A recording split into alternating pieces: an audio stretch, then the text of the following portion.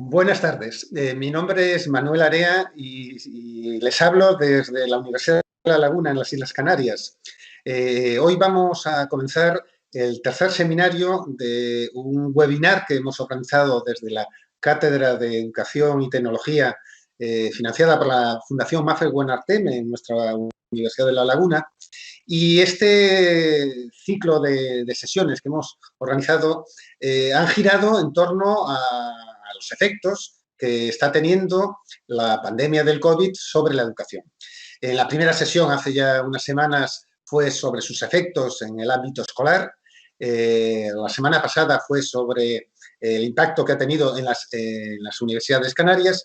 Y hoy quisiéramos, con esta tercera sesión que celebramos el 16 de diciembre, reflexionar un poco sobre lo que puede ser el post-COVID, ¿no? Es decir, se está anunciando ya, evidentemente, la llegada de las vacunas y esto supondrá, en mayor o menor tiempo, que esta época de confinamiento, de pandemia, de cierre de las instituciones escolares, dé paso a recuperar la llamada, vamos a decirlo entre comillas, normalidad. Por tanto, hemos organizado esta última sesión para que distintos expertos nos hablen, y sobre todo desde una mirada internacional, nos hablen desde América, nos hablen desde Europa y nos hablen también expertos desde España sobre cómo creen que va a ser la nueva etapa que para las instituciones educativas y especialmente las universitarias, lo que va a ser el tiempo post-COVID. Bueno, les cuento, les voy a presentar brevemente a quienes son los expertos participantes en este webinar. Vamos a comenzar, como les decía, con una persona desde Argentina, en concreto la profesora Miriam Kapp. Ella es profesora de didáctica general y preocupada por todo el tema de la innovación educativa con tecnología como les digo, la Universidad Nacional de Plata de Argentina. Le seguirá, en segundo lugar, la intervención de Nair Carrera. Ella es una experta en el ámbito de la educación. Ella trabaja en la Dirección General de Educación de la Unión Europea. Está en estos momentos ubicada en Bruselas y lleva una trayectoria profesional importante en el impulso de proyectos educativos impulsados con tecnologías, enseñar y aprender a través de las mismas. Y finalizaremos, en tercer lugar, con la presencia del profesor García Aretio.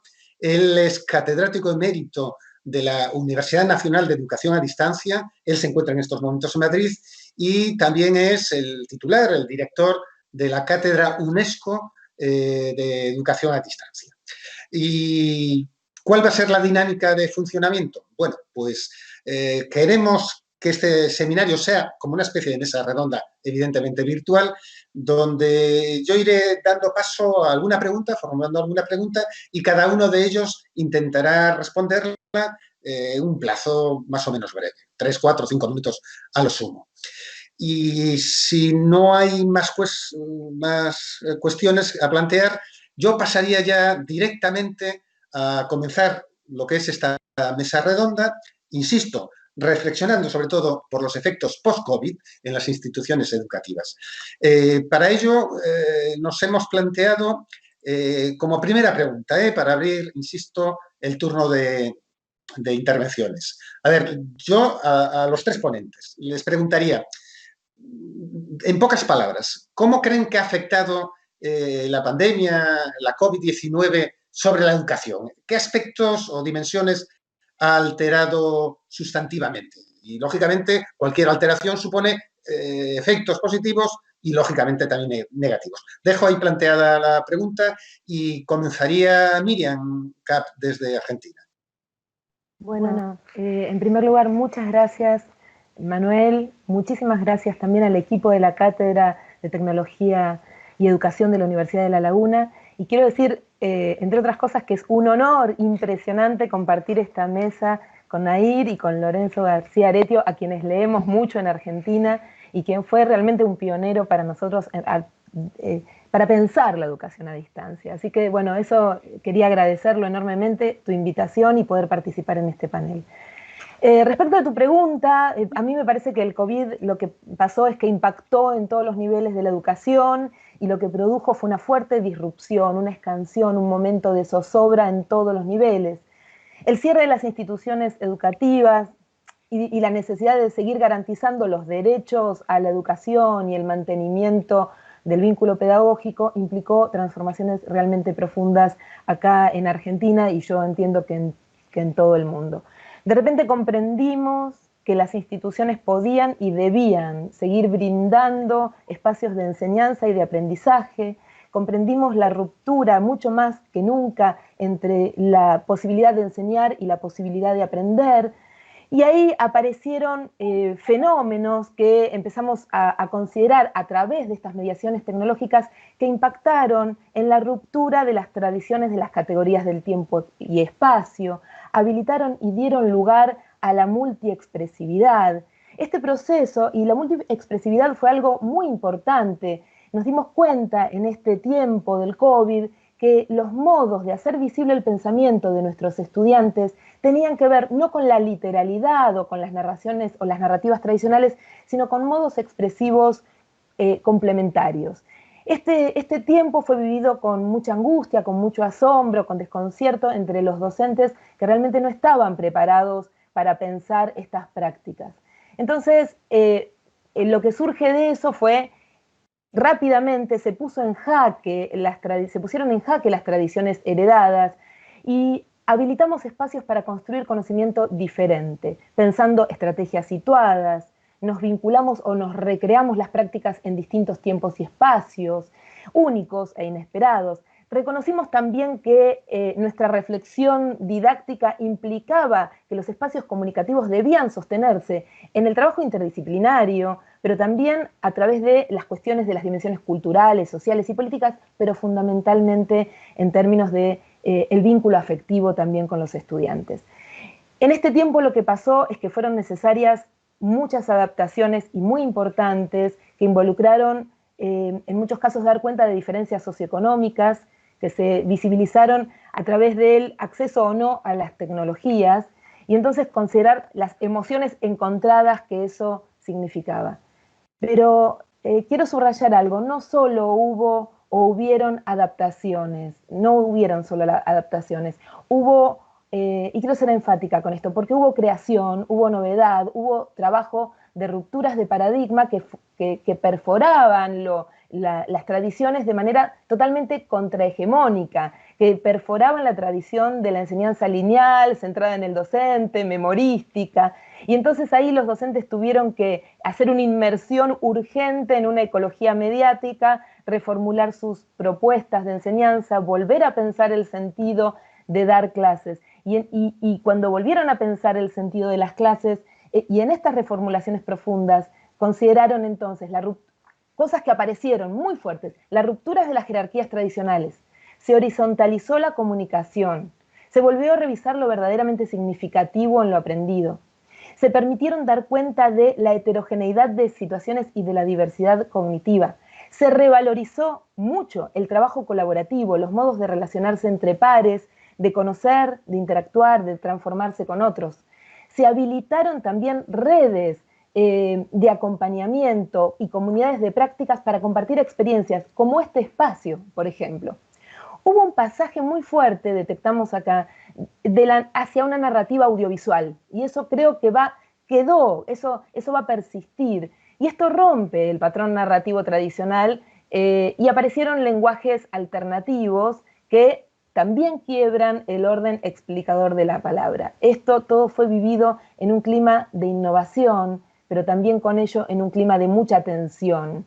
Tensión entre las prácticas de enseñanza, tensión con las perspectivas evaluativas, y ahí podríamos pensar que efectivamente el impacto de este COVID, este tiempo, no fue solamente en las prácticas de enseñanza, y en las de evaluación, sino que intervino en los modos de comunicarnos, en la subjetividad, en la identidad, en las emociones. Es decir, hubo un más allá de las prácticas de enseñanza.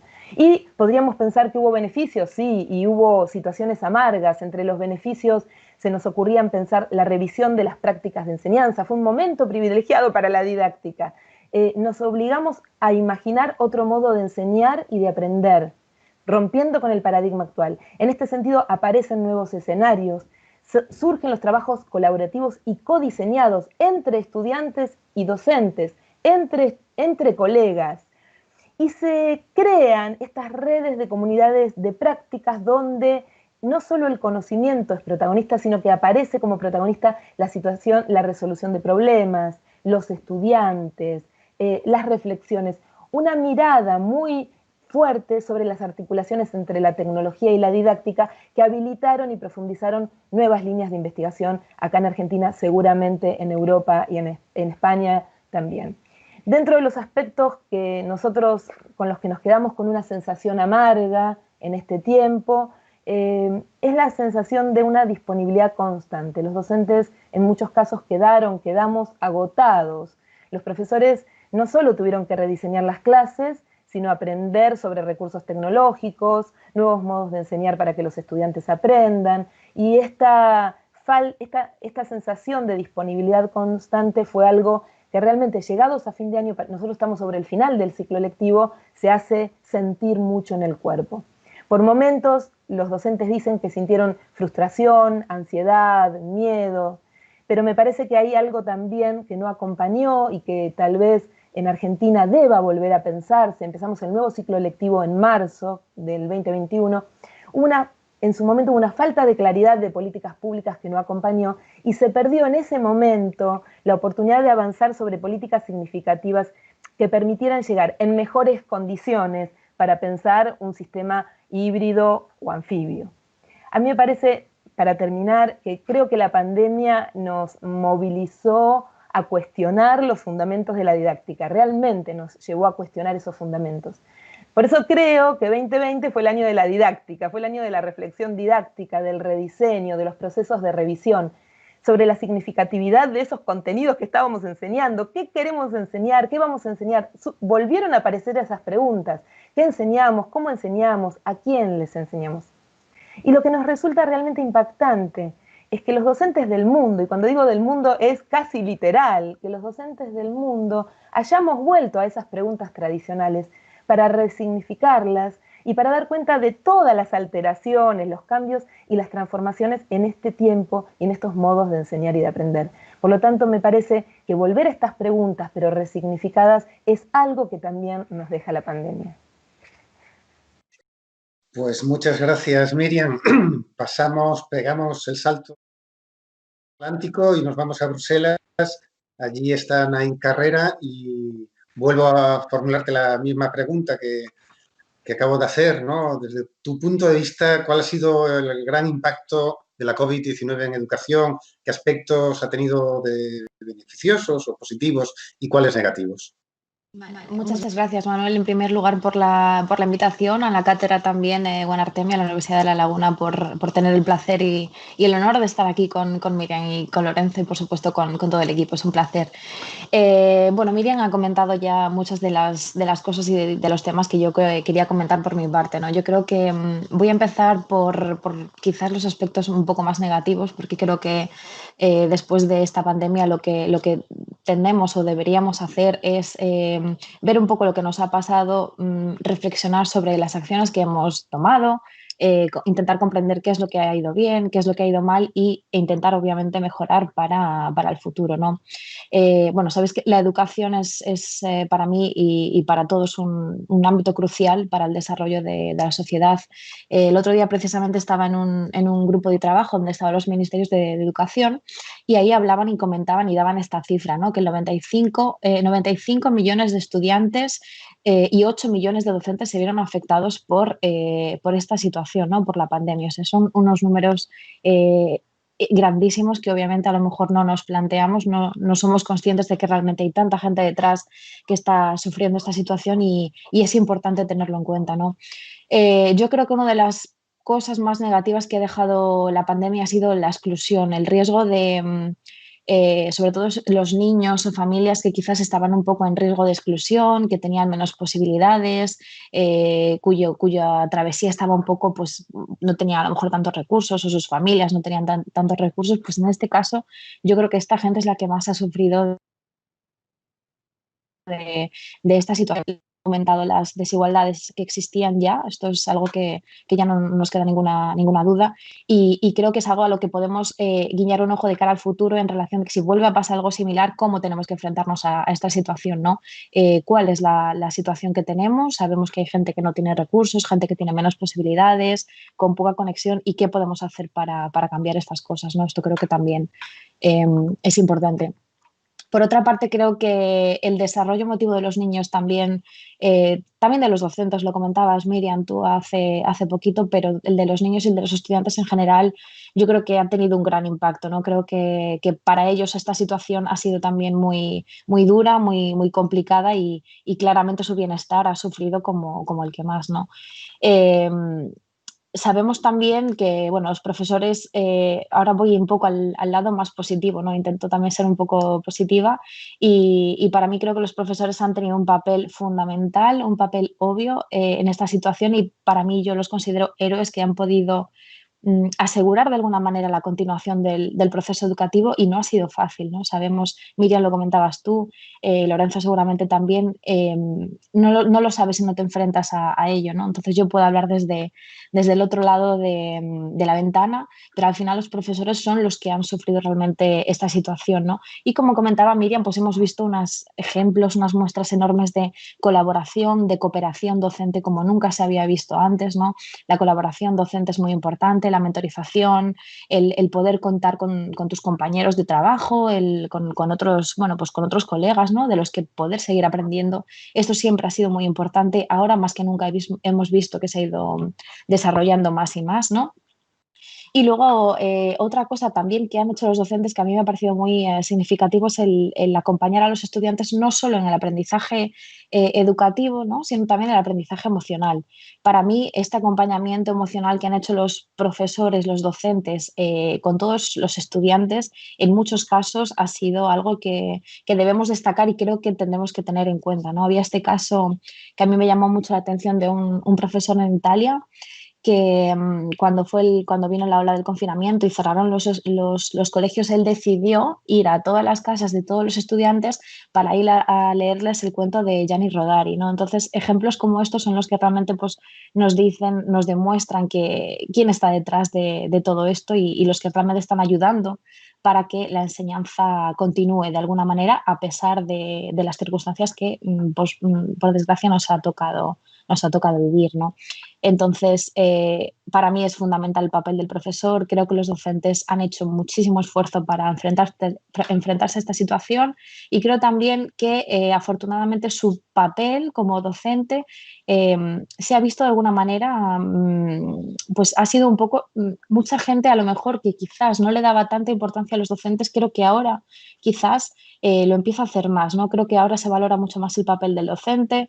Creo que muchas familias también se han dado cuenta de la importancia que tiene ser docente, de lo difícil que es muchas veces ser docente y a lo mejor han podido comprender lo difícil que es tener a 20 o 30 niños en clase a los que enfrentarse, digamos, cuando a lo mejor estaban en su casa con un niño y les resultaba complicado enseñar a ese niño, ¿no? Ayudarle a usar el ordenador o ayudarle con un problema matemático, por ejemplo, ¿no? Entonces, creo que un aspecto positivo podría ser también esto. Y luego ya finalmente para concluir esta pregunta, creo que uno de los aspectos más positivos, si lo podemos decir así, que nos ha dejado la pandemia es que nos hemos de alguna manera abierto a explorar nuevas posibilidades, ¿no? Los docentes están ahora más abiertos al desarrollo de nuevas competencias, quieren aprender cosas nuevas, competencia digital y bueno, creo que esto es una de las oportunidades que la pandemia nos ha dejado, si se puede decir un poco de forma positiva, ¿no? Muy bien, pues muchas gracias, Nair. Profesor Lorenzo García Aretio, cuando usted quiera tiene la palabra. Lo primero, gracias a los organizadores, muchas gracias, Manuel, gracias por tus palabras también, por tus amables palabras, Miriam, y un gran placer conocerte, Nair. Vamos a intentar responder a lo que nos planteas Manuel, bueno, ya mis colegas, cuando se interviene el tercero a responder a las mismas preguntas, pues lógicamente muchas son reiterativas, pero en fin, el COVID, la pandemia, ha impactado de manera determinante. Fue un auténtico tsunami educativo. Jamás en la historia se produjo un cierre universal de instalaciones educativas presenciales como el que sucedió con motivo de esta pandemia del COVID-19. Yo tengo aquí otros datos, Naira ha dado algunos. Según UNESCO, gobiernos pues, de unos 200 países decretaron el cierre total o parcial de centros educativos. Hablamos de unos 200 países de nuestro planeta, unos 1.600 millones de niños, adolescentes y jóvenes que se vieron afectados a nivel mundial por esta circunstancia, y más de 60 millones de docentes abocados a un cambio radical, a un cambio abrupto de las tareas que instalados pues en la comodidad propia de lo que supone la rutina, rompió este virus. Otro impacto realmente ha sido pues, que las brechas se han incrementado, y se han incrementado al reducir precisamente posibilidades a grandes masas de estudiantes, de poblaciones vulnerables o probablemente de poblaciones ya vulneradas. Esta crisis pudo llevar a las poblaciones más pobres a una pérdida de aprendizaje que yo no sé, pero es posible que en algún caso pueda haber dificultades para recuperar el aprendizaje este perdido. El impacto sanitario y social de esta pandemia, junto con el concomitante referido a la crisis económica, están generando un cambio en el cómo, el cuándo y el dónde del aprendizaje de los estudiantes. Esta pandemia ha alterado a nivel social, por entrar en la segunda parte de la pregunta que nos haces, ha alterado a nivel social el qué, pues ha alterado todo. No quedó ningún sector al margen y lógicamente a la educación la removió, porque aunque cerraron los centros, el sistema educativo tenía que continuar, tenía que seguir funcionando, no había vacaciones. Alteró formas de comunicación, formas de diálogo, metodologías, recursos, formas de evaluar, en fin, formas de trabajar, formas de enseñar, formas de aprender en suma. Pero siempre se ha afirmado que las crisis traen de la mano una serie de oportunidades. Ya han hecho mención mis colegas anteriormente. Así, esta pandemia, pues de verdad, hablaban ahí de la heroicidad de tantos docentes, pues ha alimentado a espíritus innovadores que han ayudado a la búsqueda de soluciones educativas en épocas de confinamiento. Esta crisis se convirtió realmente en un catalizador para que las instituciones educativas de todo el mundo buscasen soluciones innovadoras en un periodo de tiempo pues muy corto, muy breve, por lo que supuso de ruptura, de disrupción, prácticamente a golpe de clic, a golpe de decreto. Mañana se cierran los centros, mañana estamos confinados. ¿Y ahora qué hacemos? Clases emitidas en directo por internet, por radio, por televisión y sobre todo, ciertamente, centenares de aplicaciones y programas informáticos que han ido creciendo en progresión geométrica prácticamente para atender tantas necesidades educativas en todos los niveles del sistema. Que alguno puede hablar que son las oportunidades, el negocio, bien, pero la realidad es que han estado brindando a la sociedad muchas posibilidades para que esto no pare, para que los niños, para que los adolescentes, para que los jóvenes puedan seguir sus estudios dentro de las posibilidades que en cada caso pudieran ponerse a su disposición.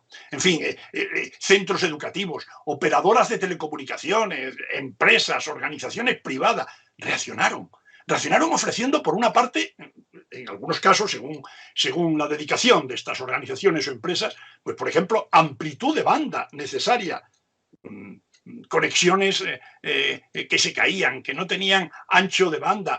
Bueno, pues en esto se avanzó. También se ofrecieron servicios, programas, software, plataformas para facilitar esa docencia en línea ante un momento de crisis que sobrevino sin avisar. Así que, por tanto, en resumen, a las tres cuestiones que planteas, el impacto, las alteraciones y los efectos, yo diría que el impacto, tsunami, ruptura, emergencia, drama. Alteraciones de las variables curriculares, de la mayor parte de ellas. Y, finalmente, grandes oportunidades para la innovación. Pues muy bien, gracias Lorenzo y a Nair y a Miriam por estas primeras intervenciones. Yo simplemente a los que se han sumado a esta retransmisión del webinar, decir que estamos retransmitiendo desde la Universidad de La Laguna, Islas Canarias. El webinar está organizado por la Cátedra Tecnología y Educación de la Fundación Mafre Guanarteme y decirles que hay más de 200 personas inscritas en el mismo. En estos momentos estoy comprobando que tenemos más de 70 personas conectadas en tiempo real que nos están siguiendo, en el chat están interviniendo y bueno, por lo que veo hay conexiones desde Argentina, México, lógicamente de las Islas Canarias y otras partes, ¿no? En este sentido quisiera recordar al público que nos está siguiendo que a través del chat pueden formular aquellas cuestiones, preguntas que quieran formularles a los ponentes y yo las recojo y se las plantearé.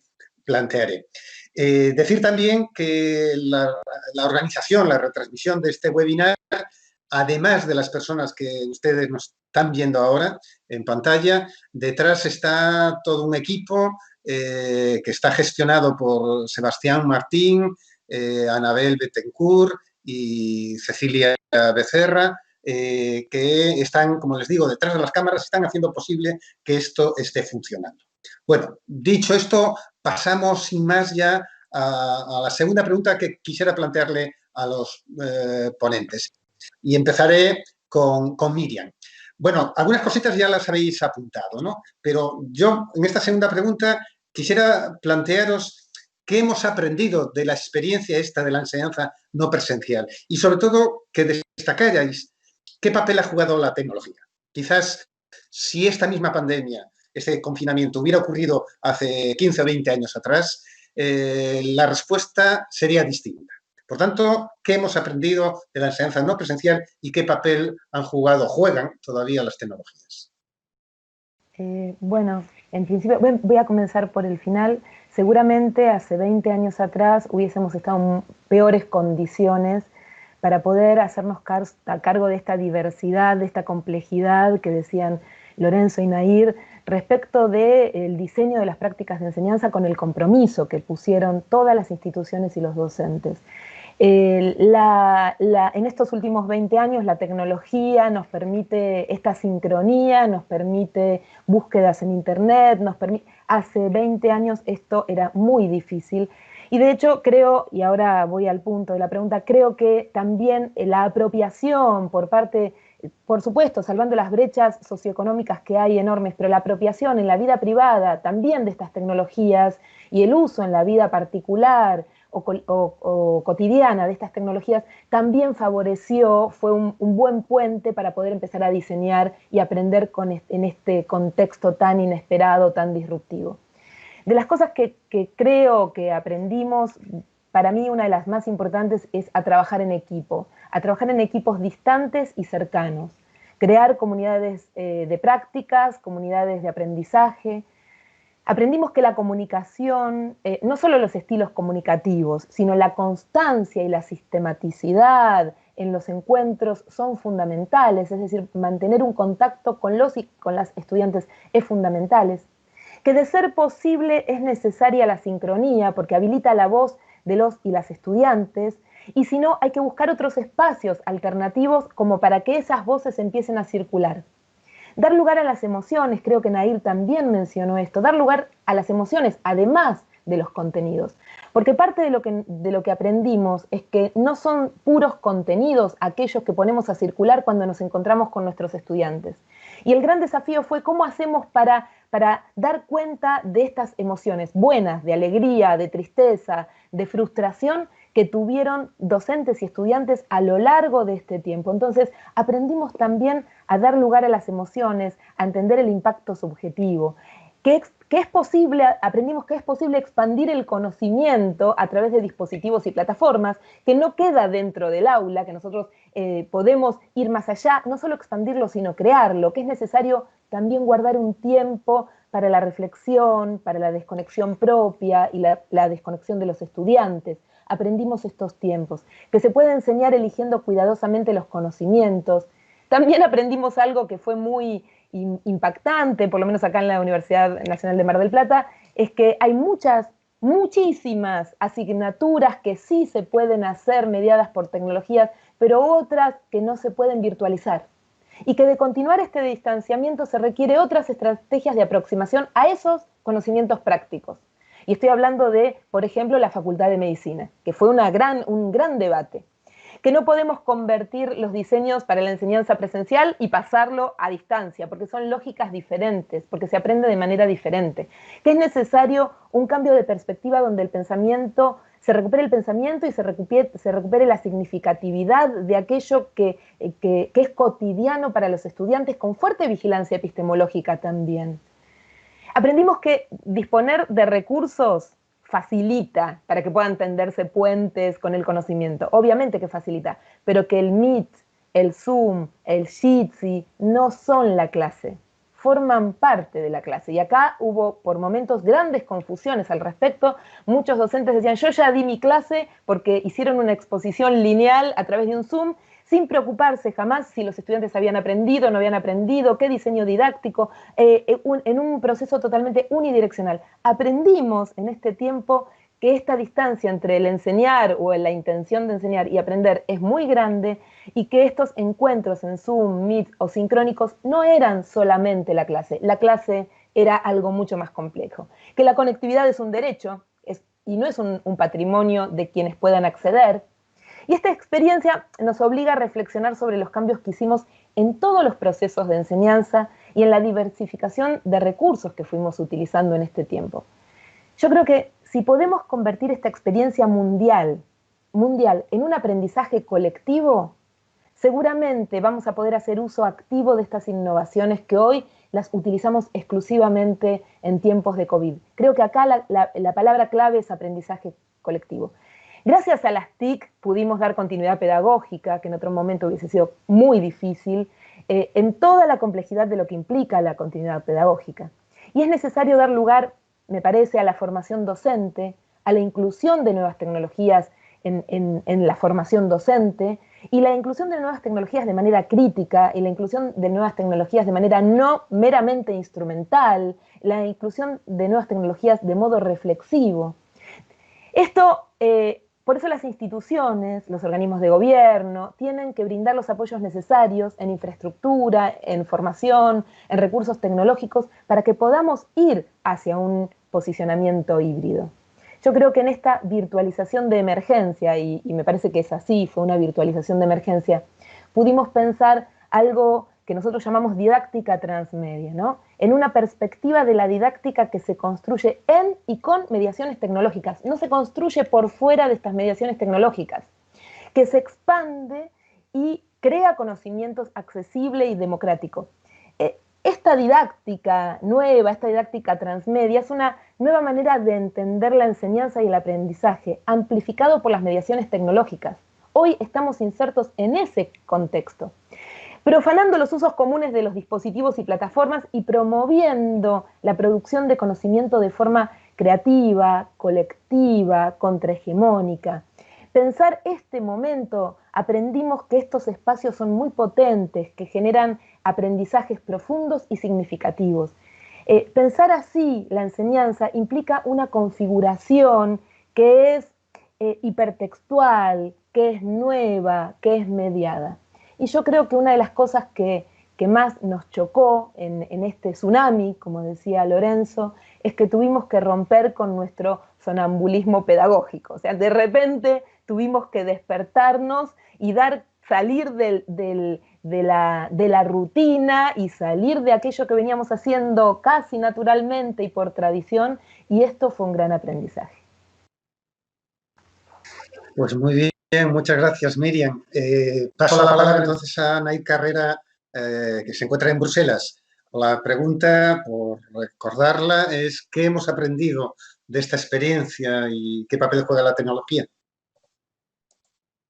Bueno, pues yo creo que lo que hemos aprendido es que ninguno de nosotros estábamos preparados para esta situación, ¿no? Creo que profesores, alumnos, padres, madres, instituciones, administración, etcétera, nos hemos dado cuenta de que no estábamos preparados, no teníamos, obviamente no podíamos estarlo porque nunca nos hubiéramos imaginado estar en esta situación, ¿no? Creo que al mismo tiempo también hubo mucha gente que se sorprendió también de la forma en la que los profes y las escuelas han podido rápidamente y en un tiempo muy, muy breve realmente asegurar la continuación de la enseñanza. Esto es algo a veces que no valoramos, creo que lo suficiente, ¿no? Creo que mucha gente a lo mejor pensaba o comentaba, se comentaba en los debates cuando se hablaba de educación y tal, que se podía haber hecho mucho más también, ¿no? Pero es que al final esto ha sido también tan de improviso, ha sido una situación tan inesperada, tan de repente que yo creo que no podemos ni debemos juzgar a la gente que ha estado ahí en primera línea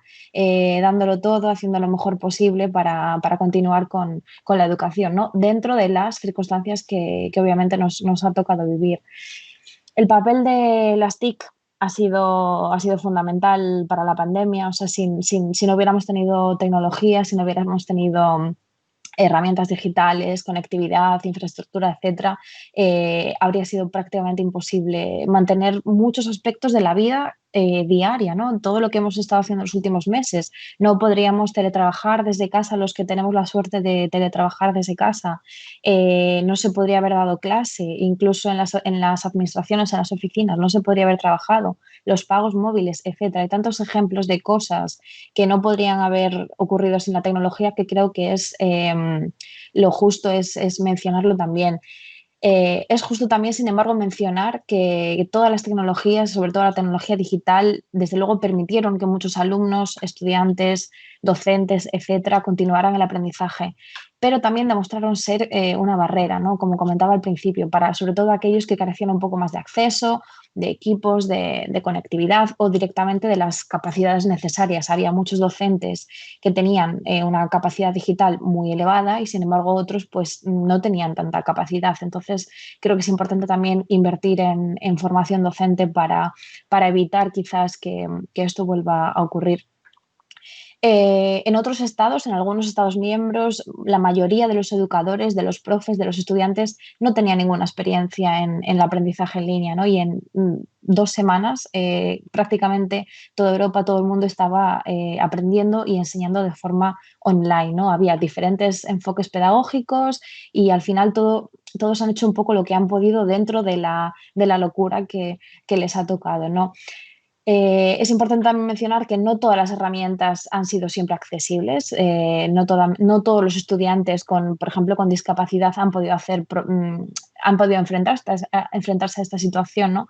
Entonces, lo que sí que podemos decir es que al final la crisis nos ha llevado de alguna manera a reconsiderar la forma en la que la educación y la formación están diseñadas. Lo comentaba antes Miriam también en la intervención, ¿no? La oportunidad, y Lorenzo también lo comentaba, que la oportunidad que tenemos es muy importante de replantearnos la educación tal y como la vivimos, como es, a lo que estamos acostumbrados, que es la típica educación en la que tenemos un profe que va al aula, da la clase, luego los alumnos están allí y se marcha a su casa y la educación se para. Esto no existe ya. Hoy en día la educación está en todas partes. Lo demostraba este profesor que os comentaba al principio en este ejemplo de Italia, que la educación, la escuela está en la calle, la escuela está en todas partes y creo que es un poco también importante darse cuenta de que la educación está cambiando, ha cambiado más ahora con esta crisis y tenemos que poner todo nuestro esfuerzo para que sea un cambio efectivo y sostenible en el tiempo, ¿no? El uso de la tecnología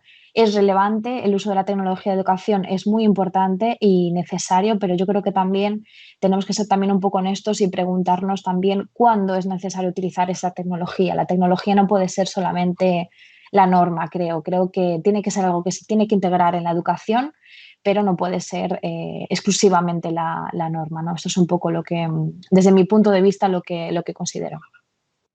Muy bien. Profesor Lorenzo García Heredia. ¿Qué hemos aprendido de la experiencia de la enseñanza no presencial durante la pandemia? ¿Qué papel han jugado las tecnologías? Bueno, la verdad es que ante el obligado cambio brusco en las formas de enseñar, de aprender, de evaluar, que no podían seguir siendo presenciales, pues resulta que una educación a distancia puesta muy en cuestión en tiempos pre-COVID tuvo que implementarse de urgencia, de forma masiva y con grandes limitaciones pedagógicas en tiempos de COVID. Y se está tratando de aprovechar en formatos híbridos y combinados en épocas posteriores, épocas post-COVID. Algo más que hemos aprendido, pues ha sido, a mí esto me parece muy importante, el demostrar que las transformaciones, los cambios, las innovaciones en educación son posibles incluso cuando se trata de cambios absolutamente radicales. ¿Cuántas oportunidades hemos perdido de innovar, de cambiar, de transformar, de mejorar? Y resulta que ante unos cambios radicales, como a estos a los que nos hemos visto obligados, resulta que se han hecho experiencias interesantísimas. Pero ciertamente que este que hemos llevado a cabo en tantos países, en tantas instituciones, no es el cambio anhelado, al que nos hemos enfrentado, que ha sido un cambio obligado, totalmente disruptivo y que realmente supuso pasar abruptamente de una docencia presencial a otra a distancia sin tiempo para la adaptación. Diseños para la enseñanza presencial, desarrollo de ese diseño en la enseñanza presencial y de buenas a primeras, confinamiento, y ese diseño para la presencia hay que transformarlo en un desarrollo para la distancia. Esto generó graves problemas. En algunos casos se dio una respuesta adecuada, en otros menos adecuada. A pesar de esa urgencia, de esa emergencia, de esa improvisación, creo que lo que hay que hacer es valorar, investigar cuáles variables, qué factores, qué elementos de esa traumática puesta en escena son bien aprovechables para épocas de posconfinamiento y son bien aprovechables, pues Dios no lo quiera, para, qué sé yo, confinamientos intermitentes. No sé si de esta pandemia, parece que no, que pueden venir las soluciones, pero quién sabe si dentro de 2 años viene otra pandemia, viene otro virus. Creo que la sociedad, creo que el sistema educativo tiene que estar preparado ante circunstancias de estas. Es decir, no nos pueden coger otra vez desprevenidos ante una situación de emergencia como esta. Algunos afirman ahora que la educación virtual no puede erigirse en el nuevo paradigma educativo, quizás porque se está tratando de vender que esta es la solución. No, cierto, no debe intentar sustituir de ninguna manera a la enseñanza presencial de calidad.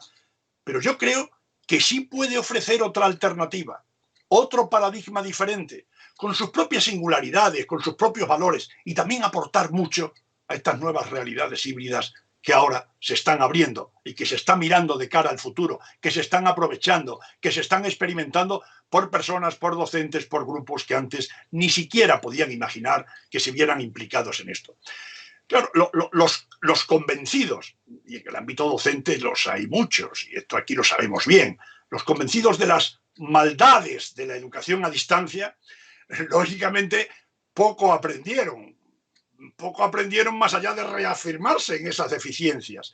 Claro, la actitud no ayudaba. Una persona que es reacio a implementar estos nuevos sistemas, estas nuevas modalidades, pues difícilmente acepta, en algunos casos sería una especie de negacionismo, ¿no? Esto no funciona, esto es malo, a mí se me dan mal estas cosas, no van, los alumnos no aprenden. Bueno, aquellos otros colegas que lo aceptaron, que asumieron con mayor o menor entusiasmo, yo creo que aprendieron gran parte de lo que se defendía desde los postulados de los formatos no presenciales de educación. Y claro, los que ya venían practicando en los centros presenciales, con bastantes acciones, experiencias de carácter virtual, pudieron sencillamente ver reforzados sus convencimientos iniciales. Salvo los totalmente contrarios a la experiencia, creo que todos, la mayoría, obtuvieron muchos beneficios al verse obligados a probar con otros recursos, con otras herramientas, con otras metodologías. Y claro, finalmente las tecnologías, ¿cómo no?, tuvieron un papel predominante, un papel esencial, y deben seguir teniendo un papel fundamental en el ámbito educativo. Pero, un poco insistiendo en algunas palabras de Nair, las tecnologías no son la solución. Es decir, una tecnología sofisticada, maravillosa, no es en absoluto garantía de éxito pedagógico, esto bien lo sabemos. pero sí que han tenido y van a seguir teniéndolo un papel muy importante. Ya se sabe que en los formatos presenciales las tecnologías suponen un complemento ideal, un recurso complementario de primer nivel para logros de aprendizajes valiosos, aprendizajes de calidad.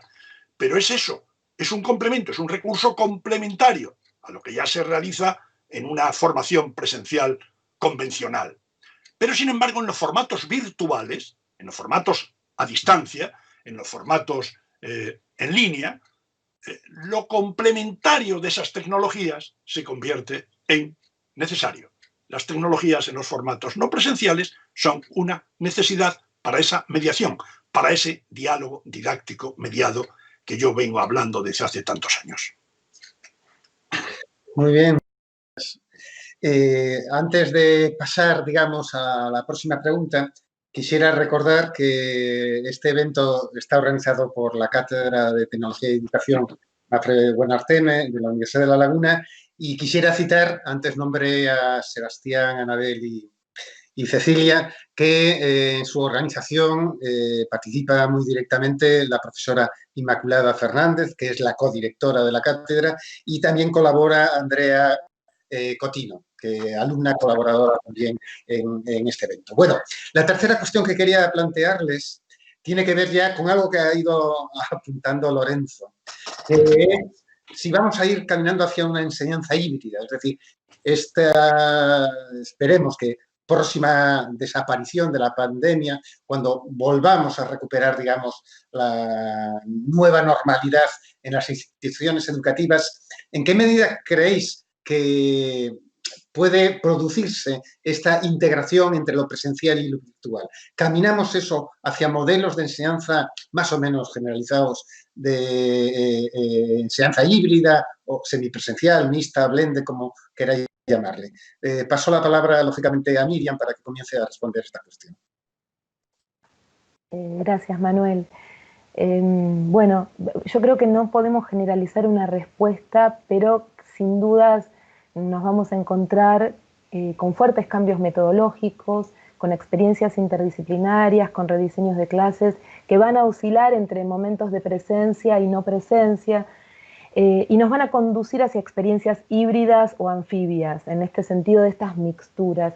No sabemos con certeza qué prácticas de enseñanza en este momento permanecerán, qué plataformas, qué dispositivos van a ser los que perduren más allá de la pandemia, pero sí sabemos que el atravesamiento de los aprendizajes con la inclusión de la tecnología fue tan fuerte, que va a ser difícil imaginar una clase sin expansiones, sin búsquedas más allá del aula, sin intervención en las redes, sin diálogos que se desplieguen en distintos dispositivos. Trabajar en comunidades me parece en este sentido que facilita la creación de redes, facilita la posibilidad de reinventarse. Y ahí yo creo que en el futuro post-COVID, debemos pensar en nuevas alfabetizaciones docentes, recupero lo que decía Nair también, en cambios metodológicos que involucren espacios físicos flexibles, evaluaciones flexibles, grupos pequeños, recursos educativos abiertos y compartidos. Seguramente las clases van a oscilar en modalidades mixtas, presenciales y virtuales, seguramente, que van a alternar entre lo analógico y lo digital. Y va a haber que organizarse no solo desde el punto de vista didáctico y el diseño de las clases, sino fuertemente desde el punto de vista logístico. Para nosotros en Argentina este es el gran desafío que nos espera marzo. Surgirán, yo creo, nuevos roles y perfiles institucionales, en otro momento más asociados con la educación a distancia, pero que van a integrarse a las instituciones presenciales. En todo este contexto, me parece que habrá que volver a definir qué entendemos por híbrida y preguntarnos cuáles serían estas tecnologías que desde el punto de vista didáctico permiten expandir conocimientos, cambiar el modelo lineal de la educación, dar lugar a la creación, pensar en un modelo anfibio, y en este sentido que mixture, ¿no?, la concurrencia en las aulas y este trabajo por fuera de la arquitectura institucional clásica. Me parece que tiene que estar pensado desde el punto de vista pedagógico, desde el punto de vista didáctico, pero también nuevamente desde el punto de vista logístico. Pero para llevar a cabo esto es necesario, esta articulación entre virtualidad y no virtualidad, es necesario una fuerte inversión por parte de los distintos órganos e instituciones, porque para garantizar los espacios físicos adecuados, la conectividad adecuada, la tecnología, para que no quede nadie afuera, digamos, para que los mecanismos de inclusión y de derecho a la educación sean genuinos. Si la vuelta a las clases se realiza como se prevé en burbujas de 10 estudiantes, separados por 2 metros de distancia, entonces va a haber que estar atentos al rediseño de los contenidos prioritarios, que no todo recaiga en el docente, que tiene que replicar o no las clases, y por eso habría que buscar y pensar algunas preguntas. Volver a preguntarse, ¿qué experiencias de aprendizaje quiero despertar? ¿Cómo podemos hacerlo en estas condiciones reales? ¿Qué tecnologías nos permiten dar cuenta de lo que queremos? Porque como bien se dijo en este debate y en esta mesa, no todas las tecnologías sirven para todo, ni todas las tecnologías tienen significatividad para enriquecer un proceso de enseñanza y de aprendizaje. Por eso lo interesante me parece es dar lugar a la invención, imaginar nuevos escenarios, imaginar escenarios en un mundo complejo y entramado en estas tecnologías que no están fuera de nosotros. Esto quiero subrayarlo. Las tecnologías no son el artefacto, no son artefactos externos, son parte de nuestra constitución subjetiva, son nuestra subjetividad. Y si nosotros entendemos esto, si llamamos híbrido a este entrelazamiento, entonces no hay manera de pensar la educación más que en ese sentido. La educación ya es híbrida, ya es anfibia, ya es entramada, mixturada en prácticas y modos discursivos. Las combinaciones y mixturas que podamos ver atravesados por estas mediaciones tecnológicas, tenemos que percibirlas en una perspectiva de una didáctica emergente, de algo nuevo. Si a la vuelta en pequeños grupos, distanciados, tenemos que pensar cómo va a ser la sobrecarga docente, si estas actividades van a ser simultáneas o sucesivas, vamos a tener que priorizar los contenidos y ofrecer itinerarios alternativos, flexibles, electivos. Esto es lo que tiene que empezar a pensar, tenemos que empezar a pensar, creo, en un sistema híbrido que para nosotros en Argentina realmente es el gran desafío. Para el futuro se requiere flexibilidad, imaginación, espíritu de experimentación, volver a poner en el centro los aprendizajes. Esto es considerar la heterogeneidad cognitiva, los múltiples modos de expresividad, los variados contextos, pero por sobre todo se requiere compromiso. No solo de los docentes, que son los que llevan la carga más pesada, sino de las instituciones que los puedan acompañar y de las políticas públicas para que esto ocurra.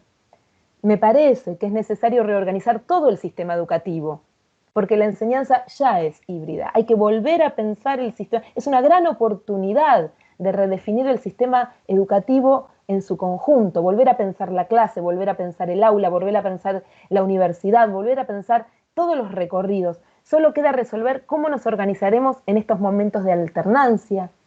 Es importante elegir plataformas, los entornos, los dispositivos que permitan crear conocimiento y expandirlo, y crear las condiciones para producir conocimiento, y crear las condiciones para producir aprendizajes genuinos, profundos, significativos, perdurables.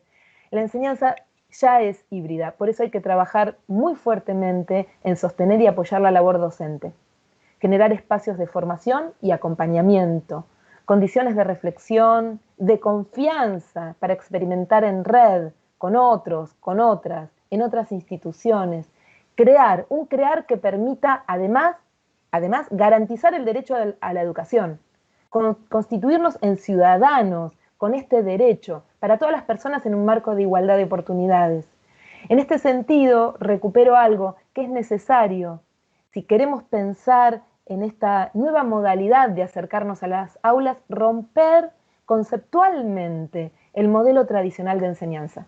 Y a la vez, porque esto va a permitir abrir las puertas a la autonomía, a la apropiación de nuevas habilidades críticas que involucra el mundo digital.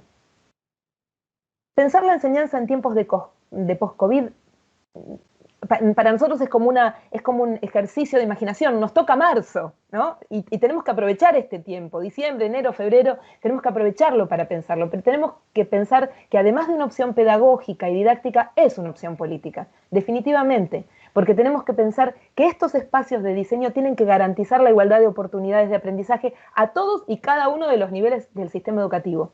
y se tiene que configurar como un espacio renovado, permeable, necesariamente experimental. Para terminar, me gustaría decir que la vuelta plantea escenarios inciertos, móviles, arenas movedizas, diría. En Argentina nos encontramos con el desafío de volver a las aulas, en sus arquitecturas físicas, donde se producirán cruces, entrecruzamientos, originales, inéditos. Seguramente van a permitir la combinación de prácticas significativas de plataformas y dispositivos. Seguramente vamos a articular lo virtual, la presencia física, lo digital y todas las expansiones posibles. Entonces acá es donde yo sostengo, vuelvo a esta idea de que en esta transición híbrida ya estamos, no hay una transición, estamos ahora entre lo híbrido. Hay que organizarlo, hay que pensarlo, hay que volver a diseñarlo, pero no podemos pensar que estamos por fuera. Y por eso es la necesidad de pensar una didáctica que involucre, es mi perspectiva, ¿no? Una didáctica que involucre las mediaciones tecnológicas. O sea, enseñamos a través de estas mediaciones tecnológicas porque estamos mediados subjetivamente por estas tecnologías. Y en este sentido, y ya para terminar, vuelvo a esto de los aprendizajes colectivos. Si podemos lograr un aprendizaje colectivo de todo esto, seguramente vamos a producir una profunda mutación didáctica, profundos cambios perdurables que generen transformaciones no solo en el sistema educativo, sino en los docentes, en los estudiantes y en la sociedad en general. Por eso tal vez el 2020 en estas reflexiones siga siendo el año de la didáctica, el año de lo híbrido, el año de lo anfibio, el año donde las tecnologías, con las dificultades que plantearon Lorenzo y Nair también, pero el año en donde las tecnologías nos permitieron mantener este vínculo pedagógico para poder seguir enseñando y aprendiendo. Gracias, Miriam. No conocía el concepto de enseñanza anfibia, pero interesante. Paso la palabra a Nair. Desde tu punto de vista, desde tu mirada desde Bruselas, desde la Dirección General de Educación de la Unión Europea, ¿cómo crees que va a ser este tiempo para la educación post-COVID? Bueno, yo creo, lo decía Miriam, ¿no? Al final nosotros estamos ya en una enseñanza híbrida, en una enseñanza combinada en la que combinamos presencia, combinamos ordenadores, etcétera. Yo no sé si la enseñanza va a ser exclusivamente híbrida en el futuro, no sé tampoco si debería ser exclusivamente en línea. Yo creo que algo muy, muy poderoso que tienen las escuelas y para mí a lo mejor lo más importante es el hecho del contacto, ¿no? Otra de las cosas que nos ha demostrado esta crisis es que hay una necesidad muy fuerte, muy arraigada de contacto, de tener contacto entre los docentes, entre los alumnos, alumnos con docentes, docentes con docentes, y esto son cosas que por desgracia solamente la escuela y la enseñanza presencial nos puede dar, ¿no? Creo, sin embargo, que se pueden adaptar esta forma de enseñanza. El aprendizaje híbrido a lo mejor puede ser la solución para, desde luego, si estamos o vivimos una situación similar o, aunque no vivamos una situación similar, como comentaba también Lorenzo, integrar la tecnología, valernos de todas las oportunidades que nos ofrece la tecnología para mejorar la educación es muy importante, ¿no? Comentaba también Miriam las redes de colaboración docente, todas las redes de intercambio online, el uso de plataformas, todas estas cosas que se han ido descubriendo, que muchos profes ya conocían, porque es verdad que había muchísimos docentes que ya conocían estas herramientas o que a lo mejor estaban un poco más metidos, pues a lo mejor en el mundo de los proyectos europeos, etcétera. Estos profes se han visto que han sido los que de alguna manera han tenido un poquito más fácil seguir adelante o asegurar el proceso, la continuación de la enseñanza, y aquellos que a lo mejor de alguna manera estaban un poquito más atrás, que a lo mejor no utilizaban las tecnologías o bueno, por las razones que sean, por miedo, por falta de tiempo o por falta de experiencia, pues les ha costado un poco más. Entonces yo creo que esta es la lección que tenemos que aprender, es esta, pensar en lo que podemos sacar de todo esto, que de todo lo malo siempre se puede sacar algo bueno, pensar cómo podemos mejorar en el futuro. Y aquí quiero responder ya. Había una pregunta, me parece que era de Pedro Figueroa, que preguntaba en el chat que qué se puede hacer para evitar la exclusión en el futuro. Yo creo que esto es algo que depende mucho, como se comentaba también en el chat, es algo muy político que desde luego las instituciones y las administraciones tienen que hacer. La Comisión Europea está haciendo un montón de cosas para apoyar esto, programas de financiación, están invirtiendo mucho en conectividad, en infraestructura, en equipos digitales, y yo creo que esto es lo mínimo que se puede hacer, desde luego, para dar respuesta a esta situación que nos ha tocado vivir, ¿no? Y por último, yo creo que es también muy importante para el futuro, y ya no para el futuro, sino para el presente. Yo creo que la única forma que tenemos para salir de esta situación que nos ha tocado vivir es trabajar todos juntos. Creo que es muy importante escucharse unos a otros. Creo que políticos tienen que hablar con docentes, docentes con alumnos, alumnos con los padres, y creo que esto tiene que ser la norma para reinventar el futuro de la educación. No creo que esto es algo que la respuesta simplemente sea política o que la respuesta sea docente. Creo que entre todos tenemos que de alguna manera comunicarnos, hablar todos juntos, reflexionar y entre todos tomar las decisiones que consideremos oportunas para el futuro. Muy bien, pues muchas gracias. Ahora paso la palabra al profesor Lorenzo. Y yo sé que eres un profesional que llevas muchos años en el ámbito universitario. Desde tu punto de vista y en este post-COVID que confiemos llegue pronto, esta división clásica que ha habido entre universidades presenciales frente a universidades a distancia, ¿crees que se irá diluyendo? Es decir, caminamos, que es la pregunta que hemos formulado, hacia un modelo, al menos en el contexto universitario, de enseñanza mixta, semipresencial, híbrido. ¿Qué opinas? O anfibia, sí, no, por supuesto. Sí, el concepto de anfibio sí también ha circulado. Claro, lógicamente, si nos ponemos a mirar en Internet las concepciones que han salido de aquellas modalidades que han tratado de implementar en algunas instituciones, hay afirmaciones muy originales, muy originales. Esta de lo anfibio ciertamente cuadra mucho con lo híbrido, con la mixtura, con la combinación. Bueno, a ver, sobre el futuro post-COVID para la enseñanza, será mayoritariamente una enseñanza híbrida, y si nos fijamos efectivamente en el ámbito universitario, hombre, yo en principio creo que todo va a depender de los niveles educativos, es decir, no es lo mismo, como bien señalabas, Manuel, en las universidades que en los niveles no universitarios, y mucho menos en la enseñanza inicial, en todo lo que puede ser la infantil, la primaria, la secundaria. Antes Nair hablaba de la necesidad de ese contacto, de esa relación, que la tenemos todos, los universitarios, los adultos, los profesores, evidentemente, pero cuanto más la necesidad de socialización de nuestros niños, de nuestros adolescentes, es evidente, ¿no? Bueno, en cuanto ¿cómo será esa enseñanza del futuro? Digo que depende de los niveles, depende de las instituciones, depende de los docentes. El caso, y de estos hay en la universidad también, el caso es que a los que llamé antes negacionistas pretenden, como diríamos, restaurar la situación anterior. A ver si pasa ya todo esto, vienen las vacunas, ya hay inmunidad de rebaño, como dicen los expertos, y volvemos a la situación anterior. Y yo no sé si esto lo dicen por convencimiento, fijémonos, por ejemplo, en la universidad, ya que he hecho las excepciones de lo que son los ámbitos no universitarios, por convencimiento o por supervivencia. Por favor, no me saquen de mi ámbito de confort. Y yo diría que es que, de verdad, Manuel, relacionado con la pregunta directa que me haces, no va a ser igual. No va a ser igual. Por mucha defensa, mucha resistencia que pueda haber a lo que es esa innovación a la que antes hacíamos referencia.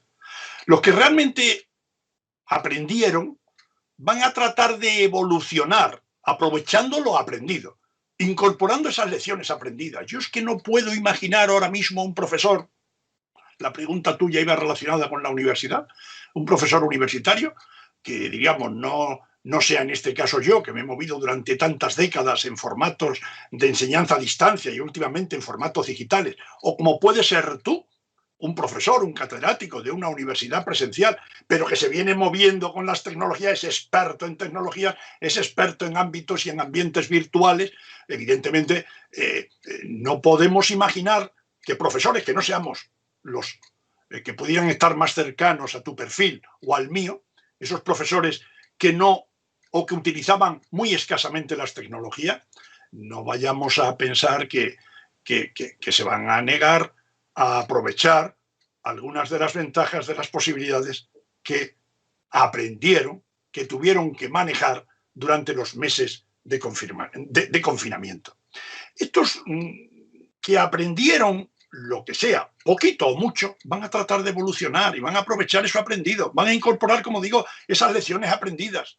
Muchas administraciones, muchas instituciones y docentes van a aprovechar para transformar la educación, para acelerar los cambios. Yo desde aquí como que se lo pediría, por favor aprovechen esta oportunidad. Hablábamos antes de crisis relacionado con oportunidades. Aprovechen administraciones, aprovechen equipos rectorales, aprovechen en el sistema universitario los niveles superiores de secundaria, de bachillerato, para introducir cambios, para introducir transformaciones.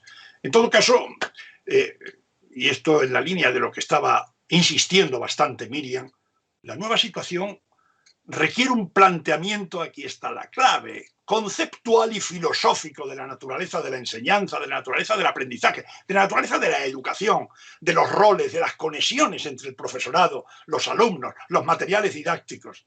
Y además de ese replanteamiento conceptual, hace falta, yo es un término que vengo utilizando muchísimo últimamente y quizás ligado con todo esto que nos está pasando en estos meses, la necesaria flexibilización del sistema, flexibilización de las variables curriculares, reestructuración, adecuación de espacios educativos físicos que han tenido lugar en épocas de posconfinamiento, cuando ya dejamos de estar encerrados y acudimos a las aulas, pero había que guardar las distancias de seguridad, había que preservar la habitabilidad, esa seguridad sanitaria, acoger en determinados espacios servicios tecnológicos.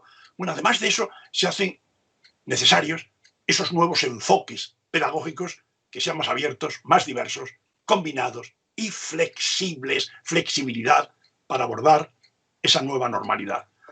Estaríamos quizá hablando de experiencias híbridas, combinadas, anfibias, de aprendizajes integrados, que es el término que yo más he venido utilizando últimamente.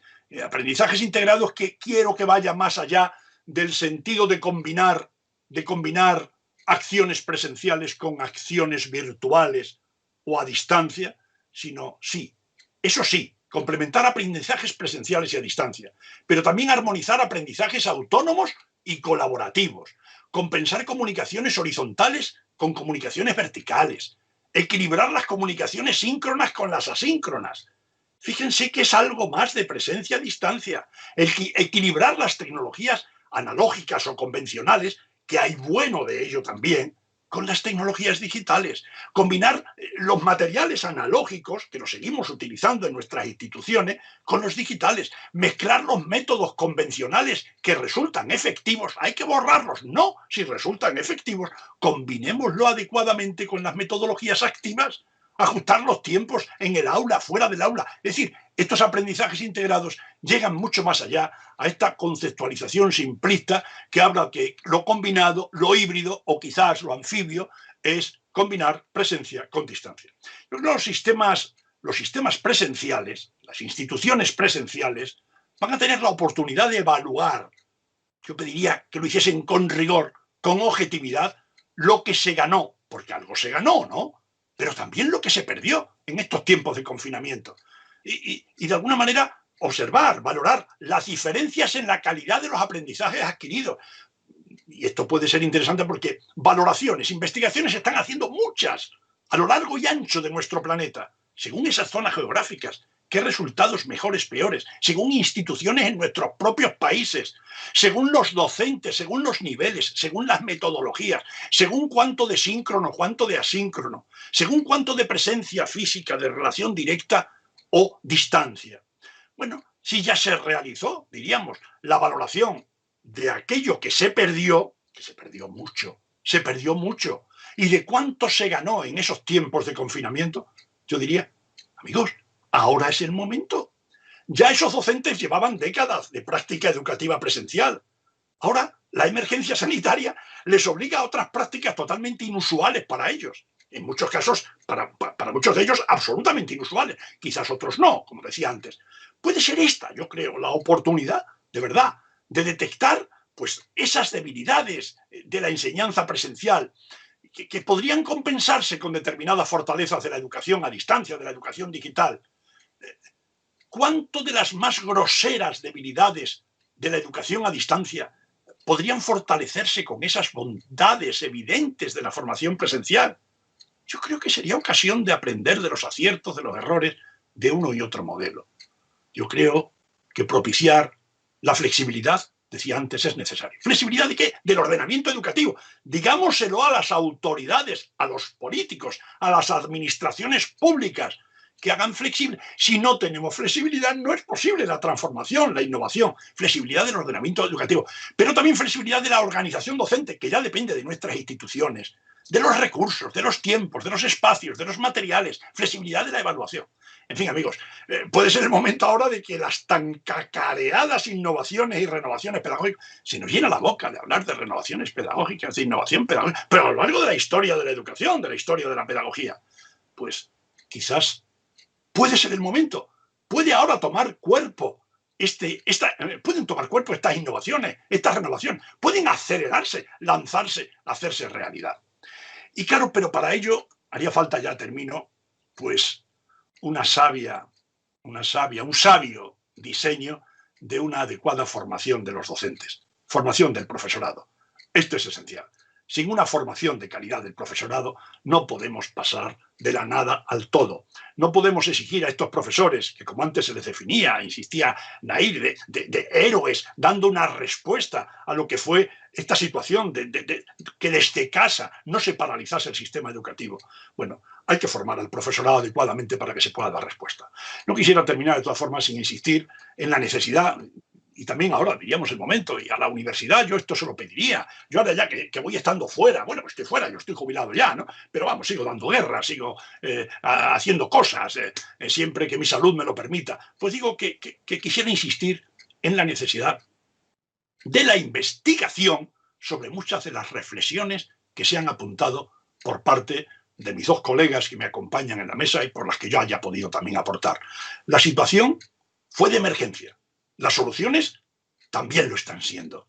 De ahí yo creo, amigos, la obligación de respaldo científico para la cantidad de propuestas que se vienen haciendo, con el fin de que podamos consolidar solo aquellas, faltaría más, que ofrecen resultados de calidad contrastada.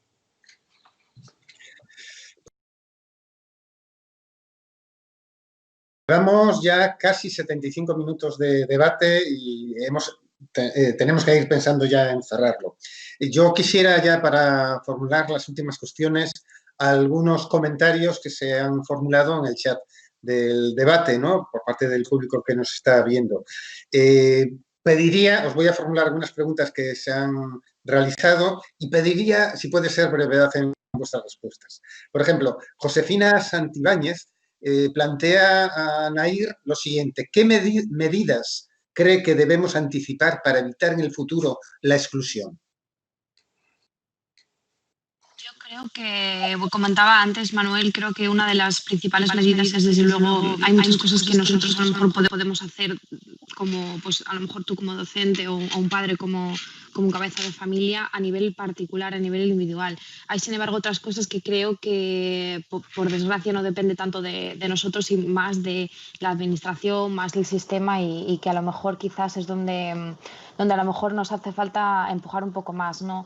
A nivel de conectividad, en las escuelas es necesario tener conectividad, por ejemplo, y no solamente en las escuelas. Hablando de lo que comentaba antes también Miriam, me parece, hablamos de que la educación está en todas partes ya no podemos pensar solamente en que puede estar en las escuelas. Si vuelve a pasar una cosa así, tenemos que tener un escenario alternativo, un plan, un segundo plan para saber qué podemos hacer si nos vuelve a pasar esto, ¿no? Hay que mejorar infraestructura, hay que mejorar conectividad, hay que tener equipos digitales, hay que pensar en esa gente también que no tiene tantos recursos, que no tiene tantas facilidades como otros para acceder a la educación, y facilitarles también alguna posibilidad de alguna manera, ¿no? Y creo que esto es algo que se está empezando a hacer ahora, sobre todo después de la pandemia, más que nunca, ¿no? Y sin embargo, quiero también decir, lo comentaba también ahora Lorenzo, que es necesario muy necesario, por favor.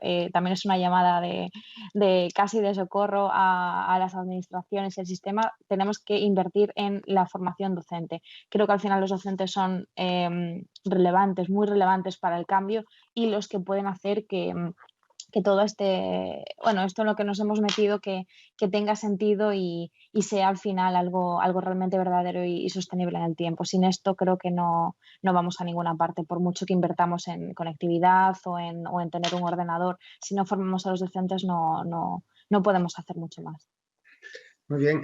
En esta misma línea, Pedro Figueroa, desde Argentina, pregunta, y quizás Miriam podría responder, ¿qué debería transformarse de la profesión docente en tiempos, espacios y reconocimientos para que se adapte a los nuevos desafíos y no dependa solo del voluntarismo o del sobreesfuerzo? Bueno, voy en la línea, sin dudas, de lo que dijo recién Nair. Me parece que hay que rediseñar la formación docente en su conjunto. Esto es un tema del sistema educativo. Los docentes idealmente deberían poder trabajar en parejas pedagógicas para que la actividad, por supuesto es un ideal, ¿no? Para que la actividad del diseño de la clase sea acompañada, que haya más de una mirada sobre el fenómeno educativo. Y es muy importante, es fundamental las políticas públicas que den cuenta de que los docentes no podemos trabajar a voluntad exclusivamente, que hay una sobrecarga de trabajo en este momento y que los docentes, tal como lo mencionaron en esta mesa en más de una oportunidad, tanto Lorenzo como Nair, se pusieron al hombro todos estos cambios y llevaron adelante porque creyeron realmente que había necesidad de enseñar y de aprender. Entonces, me parece que una de las cuestiones, lo mencionaba antes, tiene que ver con la posibilidad de generar espacios de alfabetizaciones diversas con los docentes para que se apropien también de estas nuevas tecnologías. Las tradiciones de la formación docente, por lo menos en Argentina y dentro de lo que yo conozco, están fuertes centradas en lo disciplinar y entonces formamos profesores de educación primaria, nivel inicial, nivel medio, o profesores de historia, letras, etc. Entonces el centro, el corazón está en lo disciplinar y se deja como de borde toda esta problemática que para nosotros hoy es importante, genuina, presente, que es cómo nos alfabetizamos más allá del campo disciplinar propio para poder enseñar con estrategias poderosas, haciendo uso de las mediaciones tecnológicas que son ineludibles, y esto no reemplaza, tal como decía Lorenzo, a la educación presencial, porque la educación presencial tiene una potencia que no recupera la educación a distancia. Hay que recuperar aquello que es potente en la educación a distancia y poder incorporarlo en diálogo y ponerlo en diálogo con la educación presencial, pero para eso los docentes necesitan tener el apoyo de una formación que también los acompañe en las habilidades críticas y en el reconocimiento de los entornos tecnológicos. Que eso actualmente no se da en todos los profesorados en Argentina. Tienen una o dos asignaturas muy breves, pero creo que hay que insistir sobre eso. Muy bien, gracias. Karina González, profesora de la Universidad de La Laguna, dice lo siguiente: me encanta la intervención del doctor Lorenzo y formula la siguiente pregunta. Probablemente en los formatos en línea las tecnologías se dan por supuesto. Entonces, lo innovador que es las metodologías. Lorenzo. Sí, estoy aquí. Sí, vamos a ver. Entiendo que esta va directa hacia ti. Sí. Me vas a permitir dos palabras previas y es referente a las dos preguntas hechas anteriormente. Nada, es 10 segundos para cada una. En la cuestión de la conectividad, yo diría dos palabras ahí. Yo creo que hay que presionar a las administraciones, claro, unos países en esto van más avanzados que en otros, para que se reconozca el derecho universal a la conectividad. Hablaban ahí de la conectividad en las escuelas, el derecho universal, porque si hay derecho universal a la educación, eso es concomitante ahora con el derecho universal a la conectividad. Si no hay una cosa, difícilmente en los tiempos que corren se va a dar esa circunstancia. Y referente a la formación de los docentes que le preguntaban a Miriam, bueno, yo ahí indicaría, es que en un webinar reciente alguien me preguntó que qué me parecía, si deberían las competencias digitales de los docentes formar parte de los diseños de formación. Pero ahora mismo estas cosas ya no se deben preguntar, es decir, hay que dar por supuesto que las competencias digitales tienen que formar una parte esencial en todo lo que supone el diseño para el profesorado. Bueno, ya.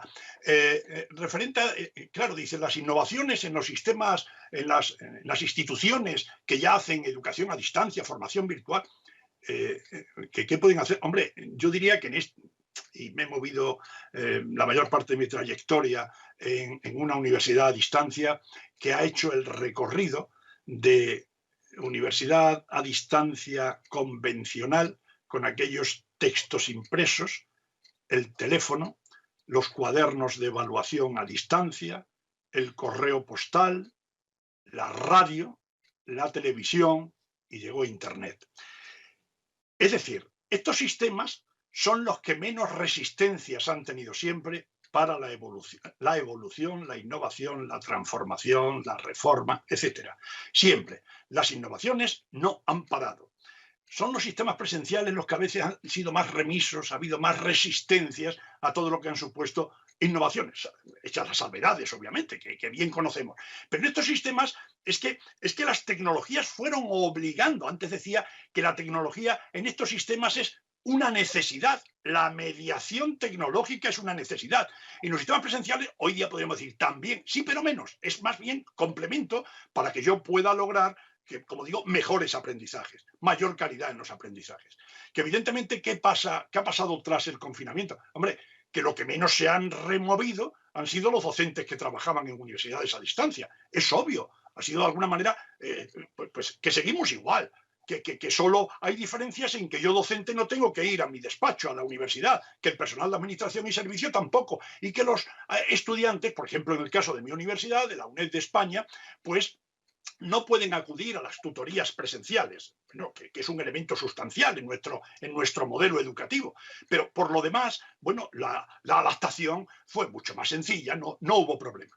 ¿Qué pasa ahora? Pues que se han descubierto nuevos recursos, nuevas tecnologías. ¿Desde cuándo habían mejorado tantos estos sistemas virtuales de reuniones? ¿Desde cuándo ha mejorado la calidad de todos los sistemas? Porque hay cantidad de ellos. Antes Miriam enumeró unos cuantos, pero yo ya, claro, cada vez que me piden un webinar, lo vamos a hacer por tal sistema. Claro, alguna vez es la primera vez que lo hago en ese sistema, pero después vienen rodados. ¿Cuánto han evolucionado? Y la propia calidad, como decía antes, la potencialidad de las operadoras en cuanto a la banda ancha. Es decir, en todo esto lo tenemos que aprovechar, y lo tenemos que aprovechar, qué sé yo, en universidades como la mía. ¿Cuándo se enfrentó la universidad mía, la UNED, a distancia desde su nacimiento en el año 72?